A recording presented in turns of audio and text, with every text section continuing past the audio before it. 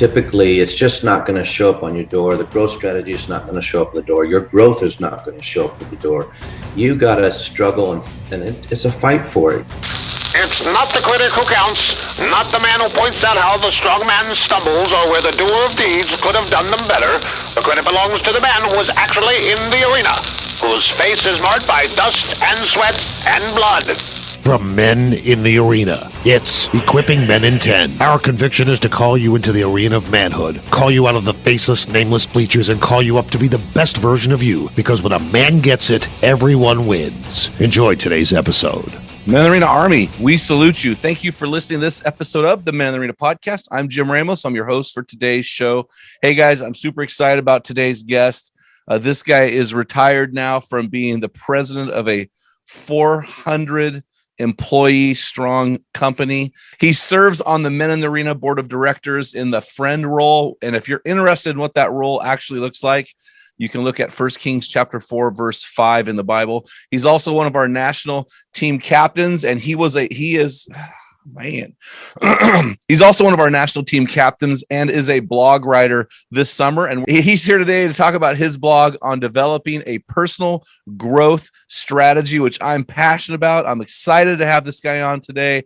Guys, thank you again for making Men in the Arena podcast Spotify's #1 podcast for Christian men. So, guys, I want to talk to you about Jeff Dyck, our guest for today. Jeff retired in February of 2021 from 35 years in the steel industry, with the last 16 years being the president of Cascade Steel Rolling Mills, where he oversaw 400 employees. Jeff received his BS and MS in Metallurgical Engineering from the Colorado School of Mines. Jeff is currently serving as an elder in his church, Men in the Arena, on the board of directors, and is one of our national team captains, as I mentioned earlier. Jeff has been married to his fabulous bride, Julie, for the last 34 years and is a proud father of 3 adult children. Hey, Jeff, welcome to the show, man. Yeah, welcome. Glad to be on board. I'm excited to have you.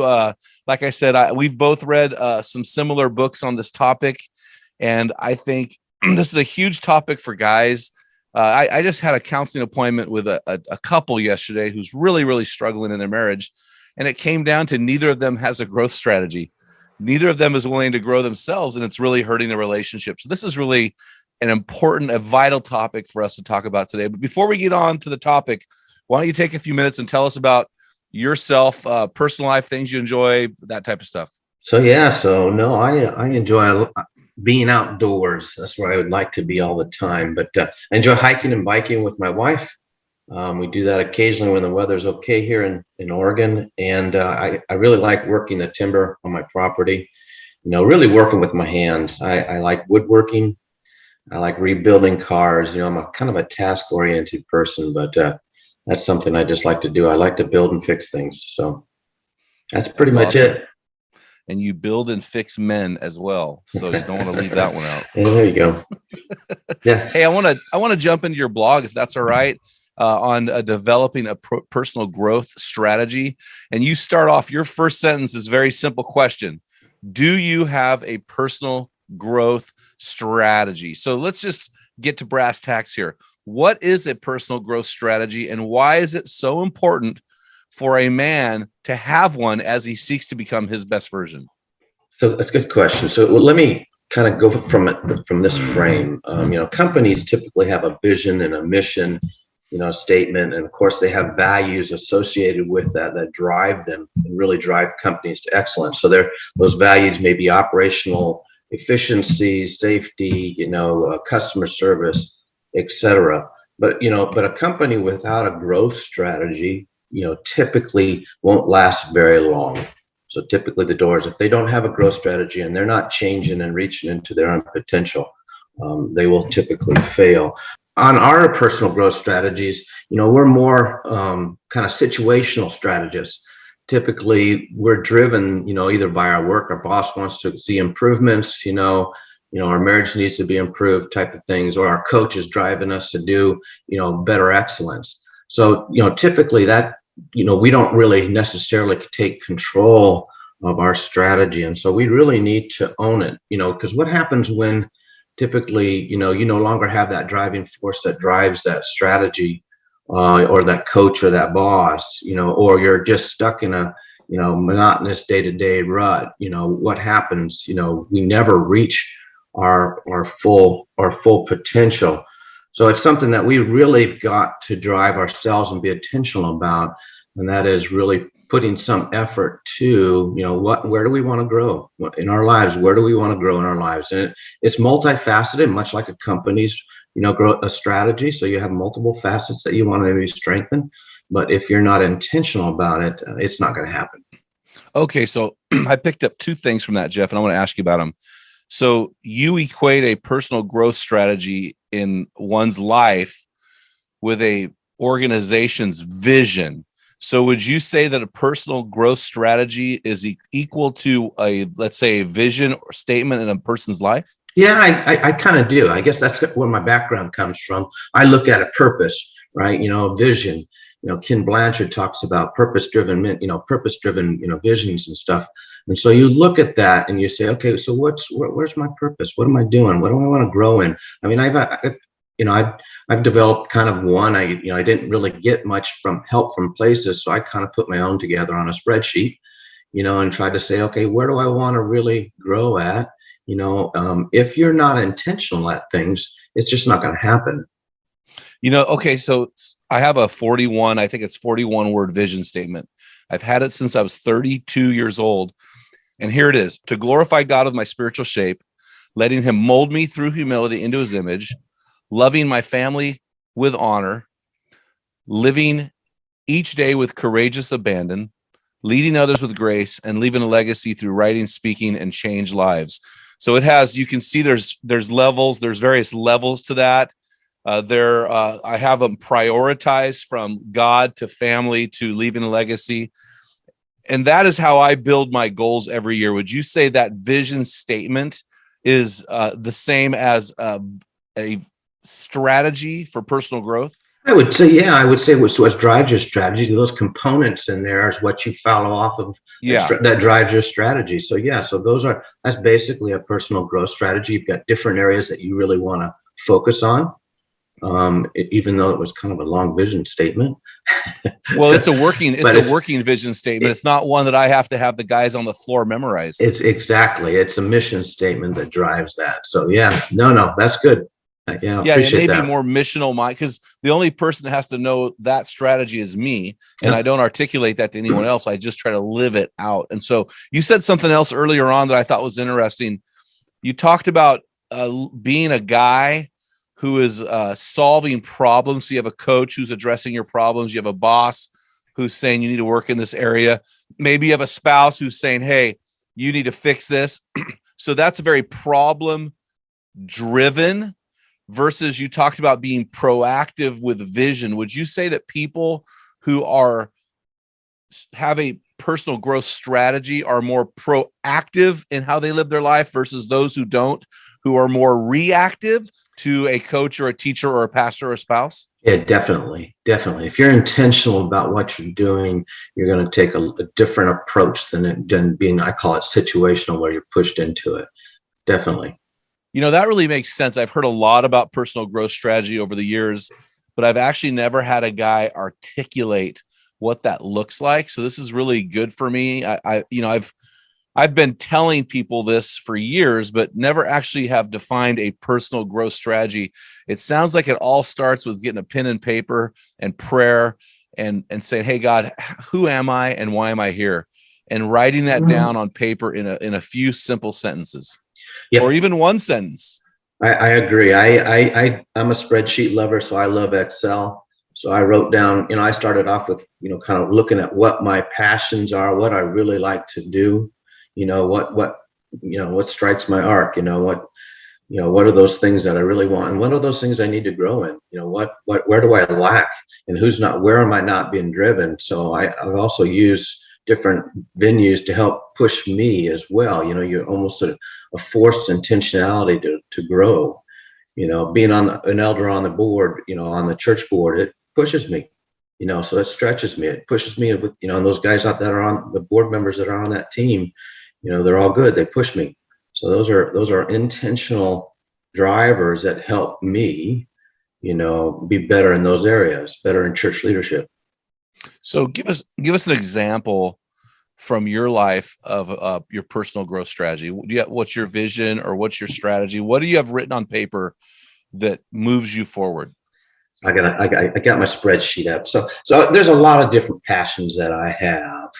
And I think, outside of just, physical and spiritual, one of them is really is to make, it's both my wife and mine, just to make better memories and memories with my kids. Sometimes when you do, work gets tied up and you spend a lot of time with work. Sometimes, you didn't do all that you wanted to do as when your children were young. So I have adult children now. And so we're still trying to make memories with our kids. And that's doing things sometimes that, they ask and you just say, oh, do I really want to do that? But yeah, hey, this is a memory.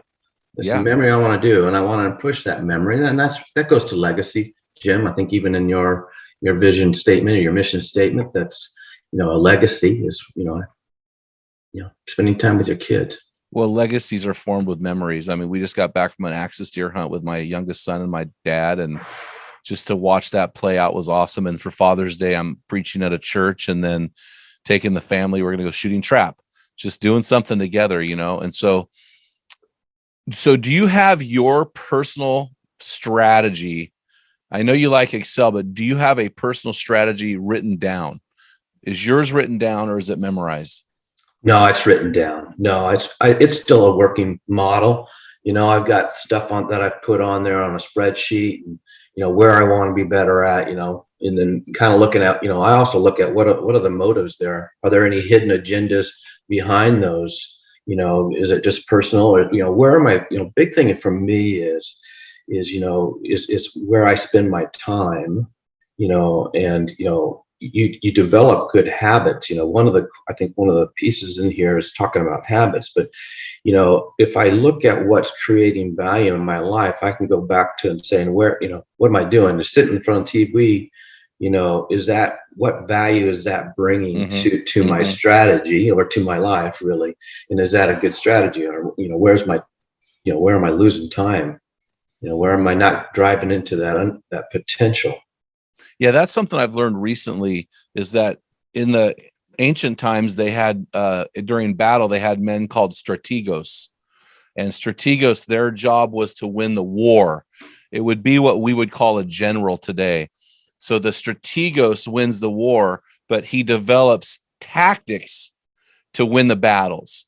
And so what you're saying is you've got a strategy to win the war of your life. So for me, it's a written vision statement that hasn't changed since I was 32 years old. So that written vision statement has changed very, very little, because it represents the strategy of my life. And then I build these components of growth into my life to achieve the ultimate win, which is winning in life. Is that what you're saying? Yeah, that's exactly what I'm saying. Because you when you build that strategy, you can kind of look at where you're spending your time. Yeah. Does it really bring you value? Is it bringing value to my personal growth strategy? No, that's really good, man. That is really, really good. So you and part of this you've learned from the loss of somebody you loved a lot, who didn't know what to do with their purpose once they were done with their career and their ministry. Can you walk us through that moment? Yeah, so so I've seen this in other people too at work, but I saw it with my dad as well. My dad was a career officer in the military, but then also he was an organist for his entire life. And he was being retired kind of at age 76.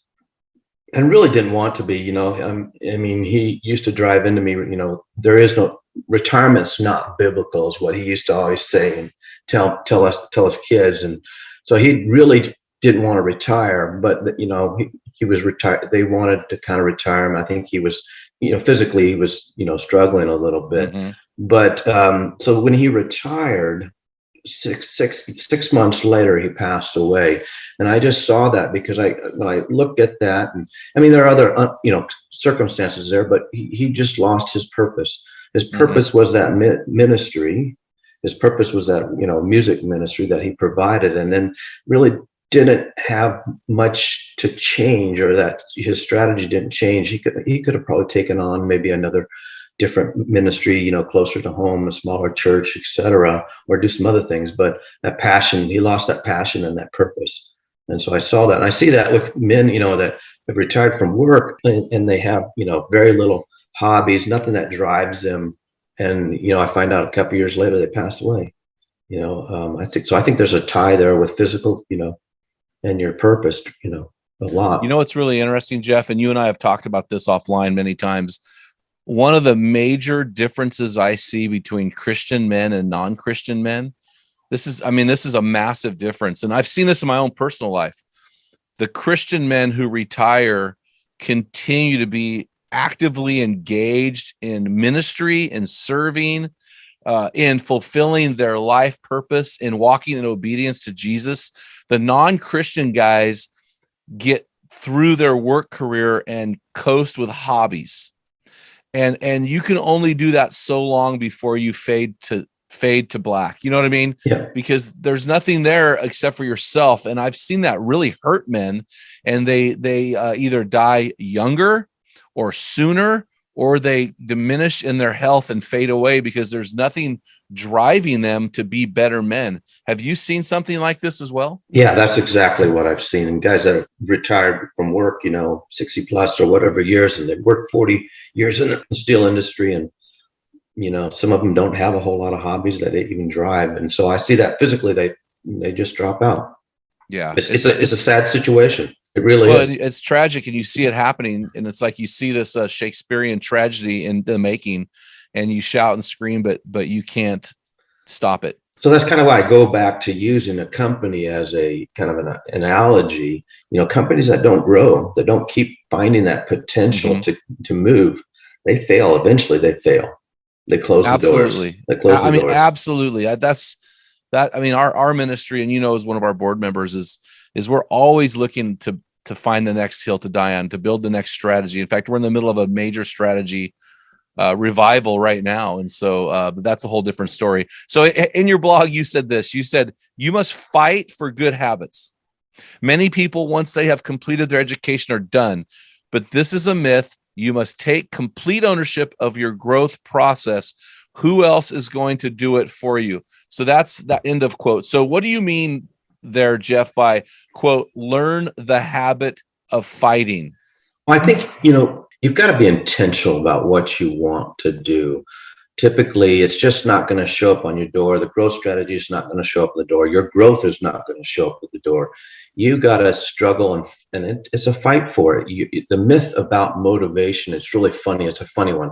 And I'll start working out when I get motivated, or when I get motivated.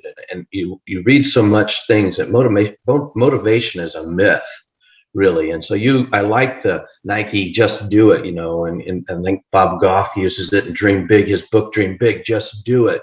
You just got to start that habit. You got to be fighting for that habit. You just got to be intentional about it.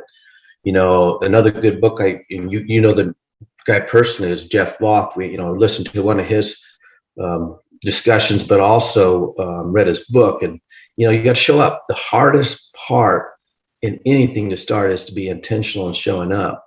And that's the biggest fight for me, is in how to get, when you do the habits, when you're creating those habits that really bring value, that are taking value to your strategy, you got to fight for them. Well, that's so true. Motivate. I've always thought I want to be motivated. I need to be inspired. John Maxwell once said, winners do it first and feel good about it later. Whiners want to feel good before they do it. And I thought that was really interesting. I did not want to get on the Peloton yesterday, get screamed at by some 28-year-old, gal, but I did it anyway, but once I sat on that bike, everything was good. Once I got into the gym, everything was good. Once I got my boots laced up and got on the trail, everything was good. And this is what I'm learning as well, is that you don't worry about being motivated. Just show up. Yeah. Just show up. And that's half the battle. But, it's really funny. I heard a guy, Gary Thomas, once wrote, the greatest sign of discipleship is your struggle against sin. And it sounds like you would say the greatest sign that you have a growth strategy is your fight to form new habits. Yeah, I would agree with that. Yeah. So in your blog, which I thought was excellent, by the way, you talk about traps to avoid as you build a personal growth strategy. Can you kind of unfold some of those traps that you've seen in your own life? I think we talked about one just now, right? Yeah, just Trying to be motivated. Yeah, I think, a little bit about it is you've got to be intentional about writing it down. I mean, when I look at it, no one's going to give it to you. In my case, when you retire, or even when you're not retired, I mean, you've got to be intentional. If you're not going to sit down and think about it, it's not going to happen. It just won't happen. You've got to come prepared. Again, that motivation piece is a big component for falling into a trap. Well, it's really interesting because I'm writing stuff down right now. Because for me, Jeff, you're more, I think you would agree with me, you're more cognitively based. You're a very thought process guy. I'm more emotive. I tend to be more feeling based. And so knowing that I'm feeling based and knowing that we live in an intellectual world that's getting more and more intellectual with all this technology nowadays, being physically strong has very little to do with success like it did 100 years ago. So I've had to build my intellectual mind. So I've realized my emotive, my feeling based, my inspirational based mindset is going to hurt me in this modern world. So I started reading books and trying to learn, trying to offset. So one of the cop-outs, one of the traps I see is, well, it's just my personality. It's just my temperament. Mm-hmm. I'm that way because of my temperament. And I think that can be a trap for some people. Yeah, definitely. So it's that goes to change too. I don't want to change. This is just who I am. I can't change. I hear that all the time. I can't change. It's not my job, or whatever. And that's so false, because I mean, you may not be the best at something, but you can definitely improve on everything. If you have a mindset set and you focus, but you have to have something to focus on, written down or looked at to even drive you. If not, you're going to be wandering around aimlessly, basically. And when the time comes, and you've got no one else who's driving you, as in my case, in terms of, being retired, what happens? Do I sit in a rut? I forget the quote, something like, what's the difference between a rut and a grave? And it's just the depth and how long you're going to stay in it, So it's kind of an interesting analogy, but it's true. I mean, we get stuck in ruts, and that's where poor values and habits get developed. Well, and even as we're doing this interview right now, as this interview goes live, I'll be in the middle of like a mini sabbatical, because I've realized I have not managed my life well. I've allowed too much into my life with starting a new local service for men, with being a chaplain of a university football team, and going into a live world versus virtual. I have not done well there, and so now I've got to go recover from that. And so I'm learning. And so one of the things I see, also another trap I see guys fall into. Talk to us about the trap of I'm too old to change. Oh, good question. Yeah, good question. So it's true. I mean, we can. I don't think you're ever too old to change, Jim. That's a hard one, but we learn. We look at things differently. We can add our different perspectives, but I don't think you're too ever to change. Those are just Those are habits created that are poor, typically, and it just takes time to break them sometimes. So it just takes a little bit longer to create a better habit. We get the older you get. Absolutely. Well, here's another one. I know you're thinking about traps, so I'm thinking about them too. So here's another trap I've seen guys fall into. Well, I'm an extrovert. I just talk before I think. Or I'm an introvert. I just don't like being around people. And I think both of those mindsets are cop-outs, because I think the extrovert should learn how to listen. They can develop that skill. The extrovert can learn how to go deep with some relationships. The introvert can learn to love people. The introvert can learn to interact socially in a way that would not put people off. So I think we lean into our natural bent, and we use that sometimes as a trap that hinders us from becoming a better person. So I'm just thinking of traps here. What about the trap of, it's just a part of my family genetics, or it's a part of my family's ethnic background, and that's just the way we are? How do you see that as a trap?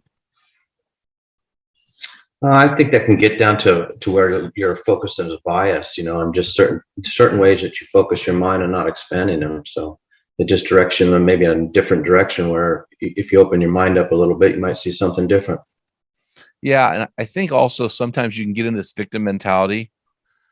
Yeah. My family, we all look this way, or we all do it this way, or I'm a victim because of this background, this history I have. And I think we get locked into that trap, and that hinders us from personal growth, right? Yep. Well, how about what about the trap of past failures? Oh yeah. Well, you know what James says, that you growth is through failures. So I mean, Yeah. really, I mean, if you look at it, muscle strength. You know this better, Jim. Is what you got to break down the muscles in order to build, right? So things have to be built to, almost broken before they can be built. So. Well, and we have a lot of guys listening to this podcast that have gone through at least one divorce. Maybe they've got kids that they're estranged from. Maybe they've had sin that has ruined their career. And the tendency is to just kind of sit in that rut.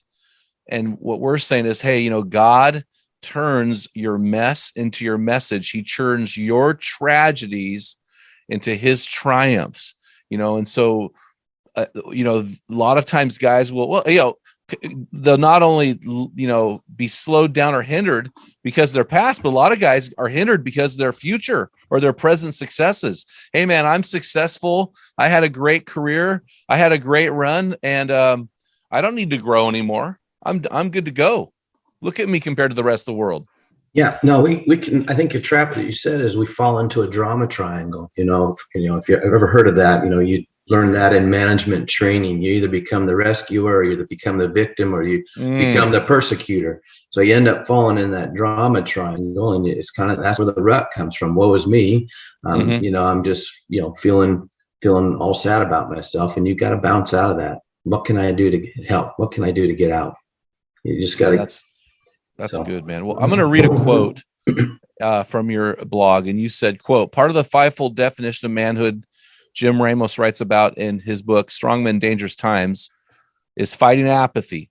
Then you continued, goals are good, but sometimes if you focus on goals, you may hit goals, but that doesn't guarantee growth. Can you talk about what that means? You continue and you say, if you focus on growth, you will grow and always hit goals. So what's the difference between focusing on the goal and focusing on growth? So a little bit of it is a strategy. So what direction? I mean, if I want to do health strategy, and I focus only, and I give myself bicep curls only, and I focus on a number of goals, I don't really get my health up to speed. I get big arms, Yeah. So one thing. So I'm looking at it from a goal strategy has to have some type of a strategy to associated with it that goes back to some type of vision, like your vision statement, those strategies, because you can hit those goals. I can hit any goal I want typically, but is it the right goal? Is it where I want to go? Is it taking me in the right direction? Well, I'm doing this 65,000 push-up challenge with hundreds of other guys, right? And so, yeah, I'm getting big arms and I can rip out the push-ups like nothing. But I realize that push-ups will not make me a healthy man. Right. And so my push-ups are not my workout. That's something I do extra.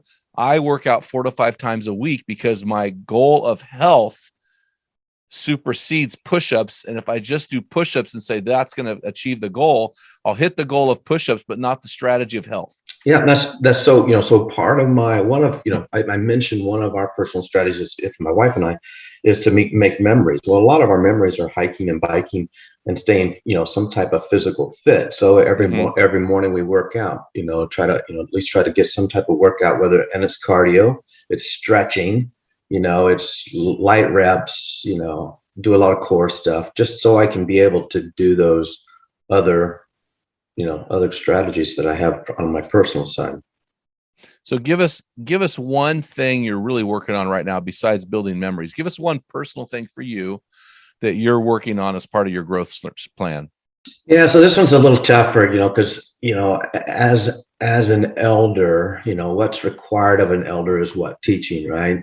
There's peace, and not all of us are there as a front of the pulpit teacher. but I do want to be able to teach more. I like small groups, small things. And so something that I've worked on continually or trying to improve on is being a better small groups leader, where I can dig a little deeper. It pushes me into the Bible a little bit more, push the questions that I get from it, help me, spur me on a little bit. So that's one thing I'm trying to improve, even on my own spiritual side, is that how can I be a better teacher in that way?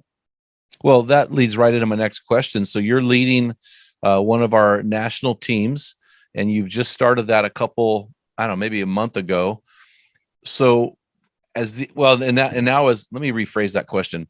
So that leads into our next question. So you're a national team captain. You lead a team with 2 other men, and that team is stopped for the summertime, but that's going to start up in the fall again. Tell us a little bit about that team, and when do you guys meet? So it's exciting. So I've sat on a couple of these already, and I sit on one on Thursday nights. But they're myself and 2 other gentlemen co-captain the one Men in the Arena national team, and it's on Monday nights at 7 Pacific time.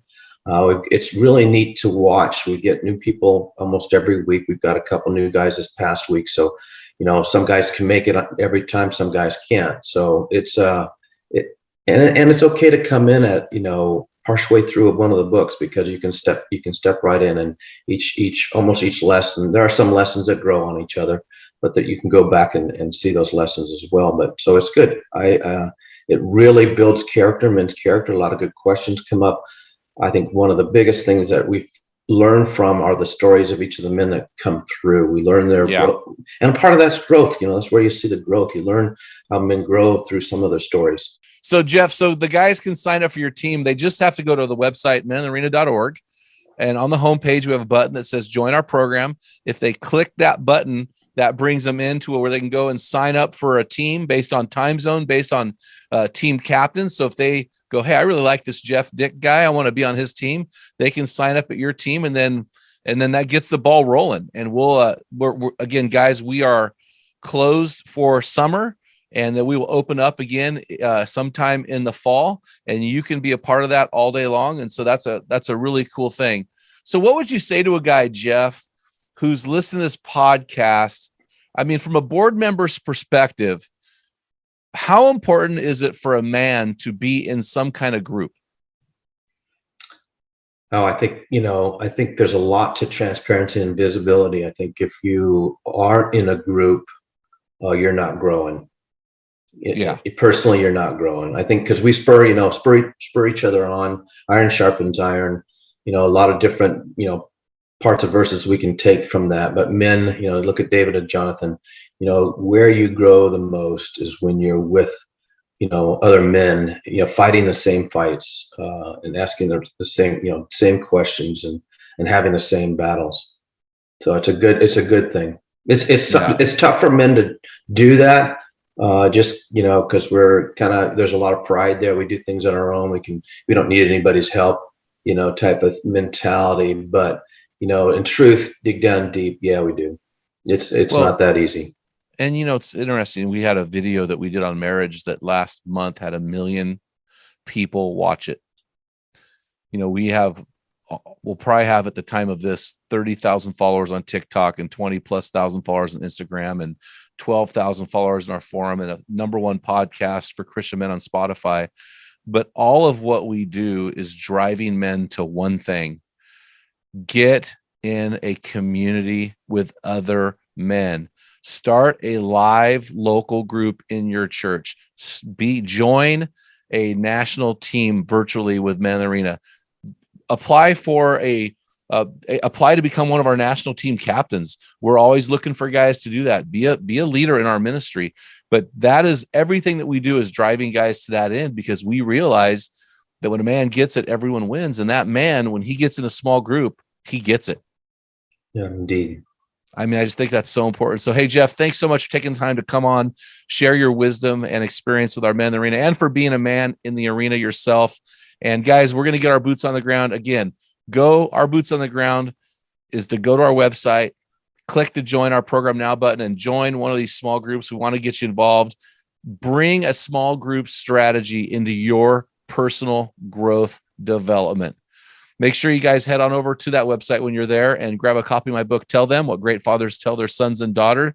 Until next time, feel the wet sand on the arena floor. Hear the deafening roar of the crowd. Taste the sweetness of victory. Smell the stench of battle. Get in the game. Get dirty. Grind it out and be a man.